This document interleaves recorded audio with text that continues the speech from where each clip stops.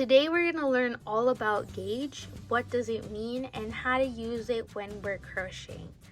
So I have the toolkit right here. I'm going to go ahead and pick a hook that I'm comfortable using. I really love this 4mm hook, so I'm going to gravitate towards that. But you can pick out any crochet hook you want to use. And let's get started. So gauge is most often used with apparel when you're crocheting sweaters or hats, scarves, anything that you're gonna wear.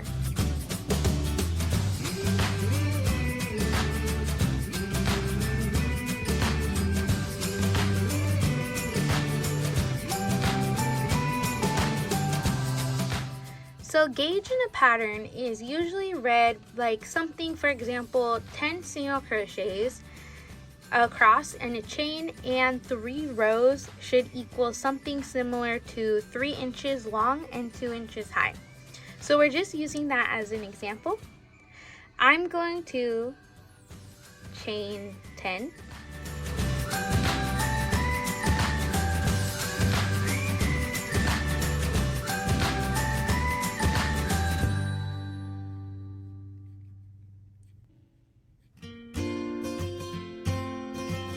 And now I'm going to go ahead and chain those 3 rows across. So basically, what I just said was 10 single crochets across and 3 rows of repeating those single crochets across.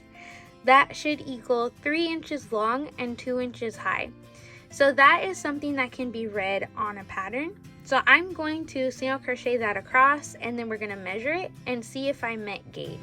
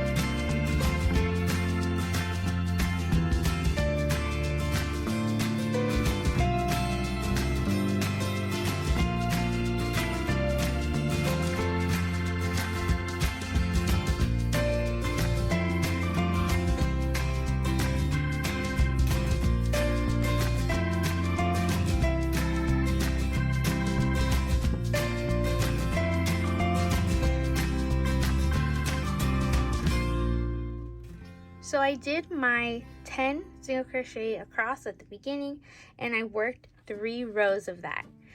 So I'm going to go back to the toolkit, and we're going to take this measuring tape. It's going to be super handy because this is how we're going to know if we met gauge. So if a pattern read that this should measure 3 inches long and 2 inches high, what I would do is hold this to the measuring tape. It's not 3 inches long, and it's not 2 inches high.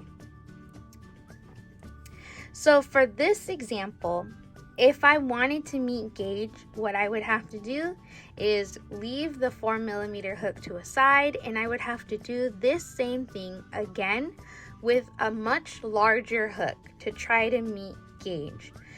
So when are we going to use this in crocheting? This comes in super handy when you're working with apparel. If you're going to work on a pattern for hours and hours of doing, for example, a cardigan, you want your tension to be the same as the person who made the pattern, so the pattern designer.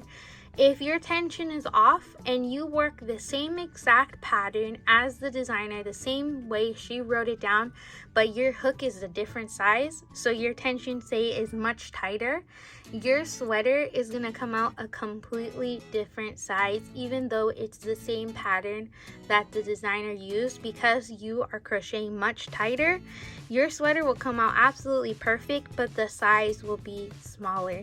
And in the same way, if you were crocheting with a much larger hook and your gauge was much larger, for example, let's say this made it all the way to 4 inches, your sweater again will come out crocheted absolutely beautiful, but it's gonna fit so big.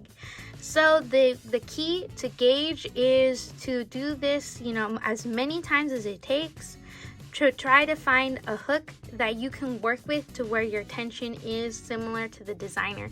Because we all crochet differently, gauge helps us to be able to crochet in a matter that is a similar size to other designers, so that we can make apparel for ourselves and it'll come out the correct size that it was intended to come out. So gauge is super important to learn, and it is really, really handy to take the time to do that before you're making a pattern.